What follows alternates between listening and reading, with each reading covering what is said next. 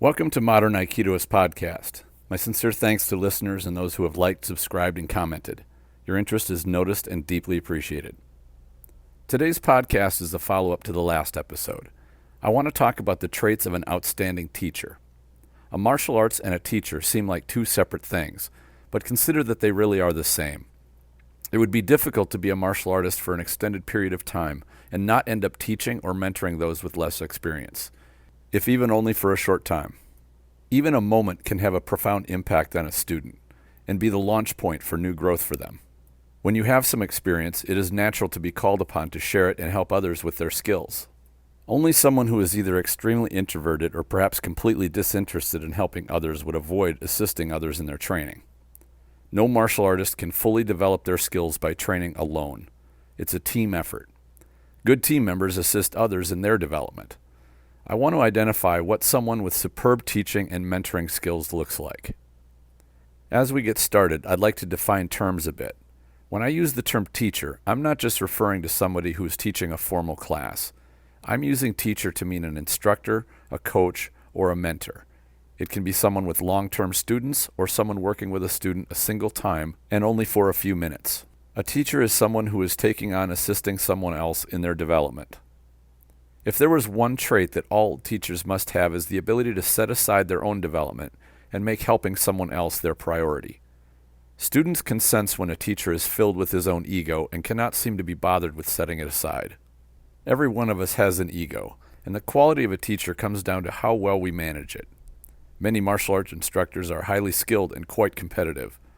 These traits also involve the ego, as the desire to succeed is driven by the ego. A strong or powerful ego can sponsor a tremendous will to prevail. However, embracing this competitive spirit all the time and applying it to all situations can lead to questionable behavior. Someone of good character knows when to shut that off and behave in a civilized way. Teaching is one of those times.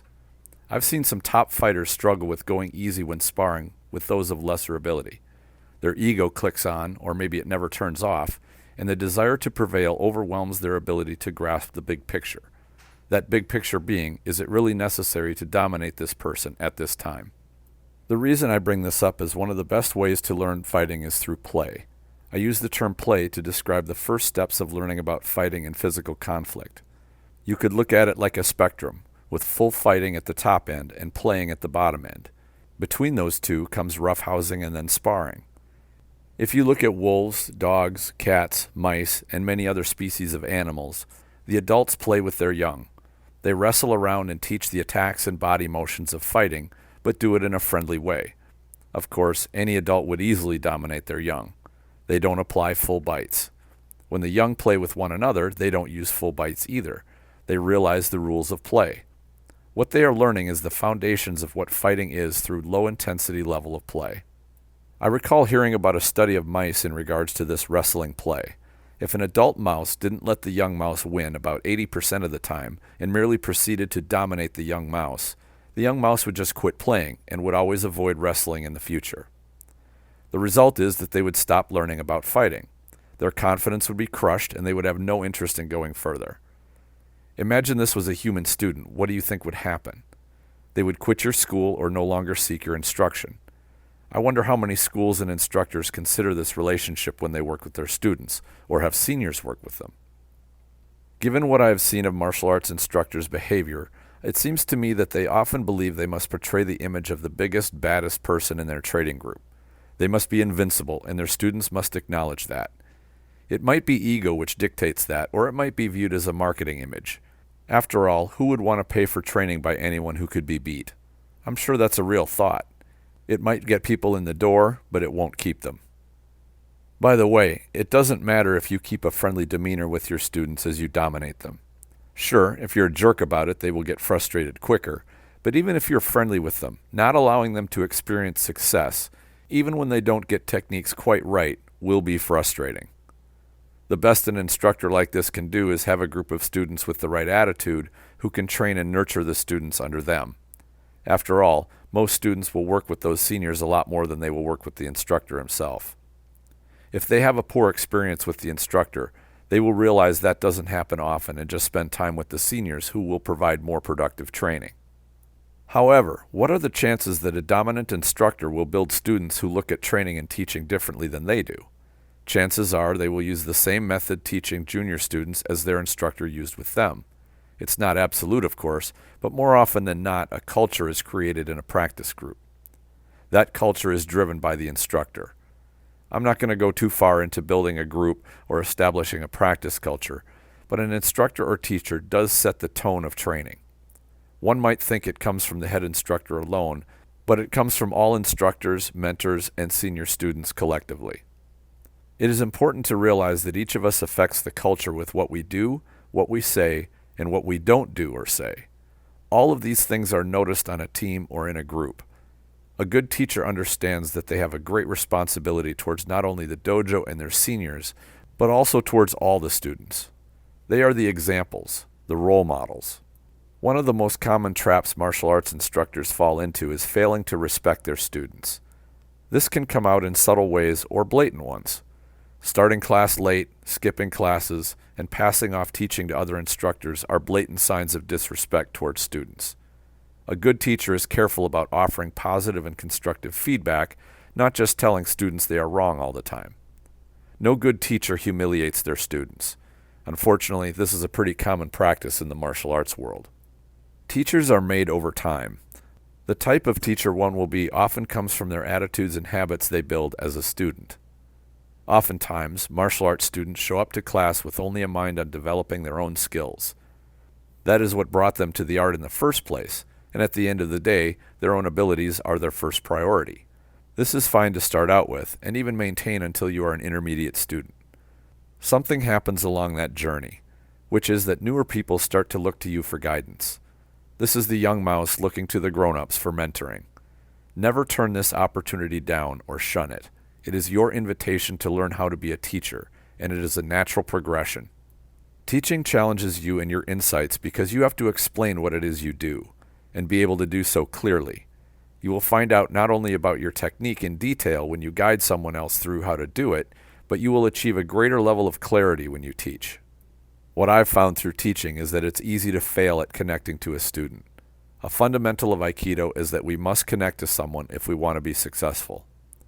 That fundamental could not be more relevant than with a teacher and a student. Being a teacher is far more than just showing a technique, describing what students should be doing, and then having them do it.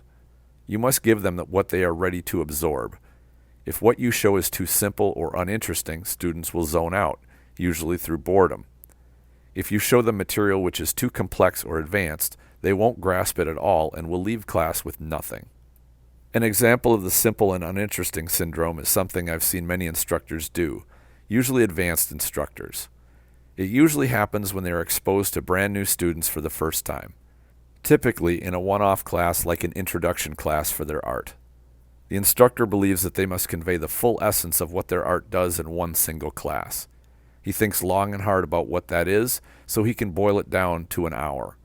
He boils down his art to the components which are the most crucial, which are almost always posture, breathing, and good movement. A bunch of brand new students come in, most of which who have never tried martial arts before. They proceed to stand still and have perfect posture described to them.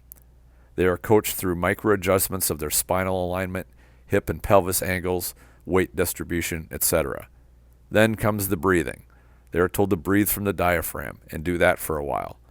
By now, students are pretty much disconnected, thinking they would be crazy to spend time, much less pay someone, to be told how to stand and breathe. The next step is to go through the good movement, which is inevitably walking. After they spend an hour standing, breathing, and walking, they walk out never to return again. The instructor wasn't wrong in that posture, breathing, and movement are crucial skills to martial arts. What he missed was that what he showed was advanced, and these were beginning students. He just drove away those who were interested in learning martial arts by trying to teach them what they were not ready for or interested in learning. Now jump to an example of teaching material which is too advanced, which is the opposite problem. Take the same venue, a one-off class with new students. The instructor decides that rather than be boring and tedious, he's going to throw in some razzle-dazzle. He wants to show how fast and amazing his art is. He demonstrates a multiple move progression with such speed and fluidity that all the students gasp in amazement. He then goes through and shows the same progression slowly so they can pick it up. When they pair off to start working on it, they are so flooded that maybe they remember the first move, but chances are even that escapes them. They struggle with trying to remember anything and have no hope of learning even a morsel of what they were just shown. They might leave the class impressed, but they will leave with nothing of value that they own themselves. There's nothing they can do now that they weren't able to do before the class. If you're going to pay a teacher, you want to be assured that they can teach you something. That is what a prospective student is looking for. Many years ago, I came across a teacher who became an example of what I wanted to achieve as a mentor. He could watch a practitioner for only a minute or two, analyze what he was doing, and offer one minor adjustment only. That one small change made a profound impact on the student. The reason was that the adjustment offered was exactly what that student needed. It was like the next step on the staircase that they hadn't taken yet, and were ready to. I watched him do this with brand new students, intermediate, and even advanced fighters.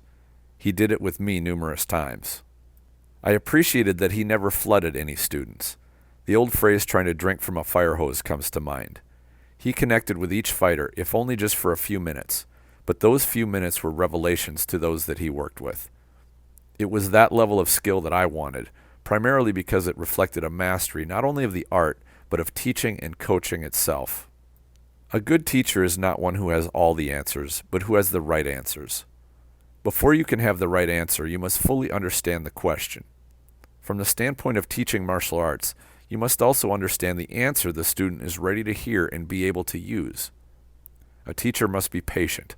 I had to learn this lesson through the error of wanting to pass along everything I knew to those who wanted to learn. It's easy to flood a student and give them more than they can process. A patient teacher sees what a student needs and is ready for, and provides it at the right time. You stay one step ahead of the student in what you give them, but don't go further. To go too far beyond them will be time wasted. Giving them what they already know will be tedious. We've all seen martial arts students who run around collecting techniques like squirrels collect nuts. Over time, these students turn into instructors who collect answers, axioms, and cliches in the same way. Being knowledgeable is fine, but to lack the ability to connect with one asking the question shows a lack of wisdom and insight. There's a difference between knowledge and wisdom. Wisdom is built on a deep understanding. A superb teacher is both knowledgeable and wise.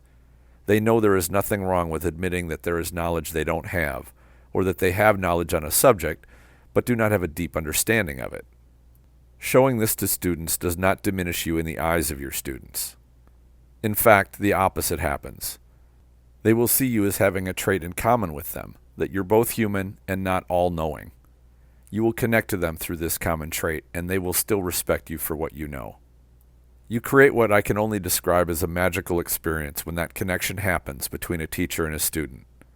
That's why superb teachers are so respected and revered. For those people who never had a teacher of this caliber, I am profoundly sad for you. Unfortunately, mediocre or poor teachers are the standard. Very few have the passion to help their students achieve their full potential. If you find a teacher like this, make the time to be in their company. It will be worth what you give up in order to do so. As you assess a teacher, be careful of judging how good a teacher is by how many students he has. Bigger is not necessarily better. There are methods of marketing a dojo which will bring a lot of students in, and that has nothing whatsoever to do with the quality of the teacher.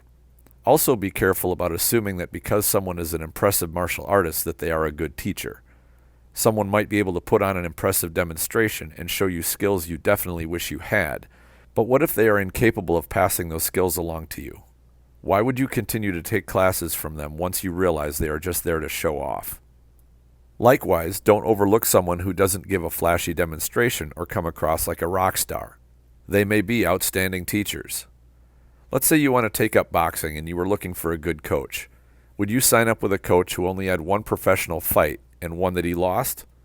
Many would dismiss a coach with such a history immediately. There was such a coach, and his name was Cus D'Amato. He trained 2 world heavyweight champions. Cus was an elite teacher, and not because he was a world champion or even a boxer with a long or winning record. Remember, not everything is about slick marketing and image. Substance is much more important than style. When you get with a quality teacher who connects with you and is passionate about developing your skills, you will know it. I wish I could say that there is a lot of them out there, but there are not.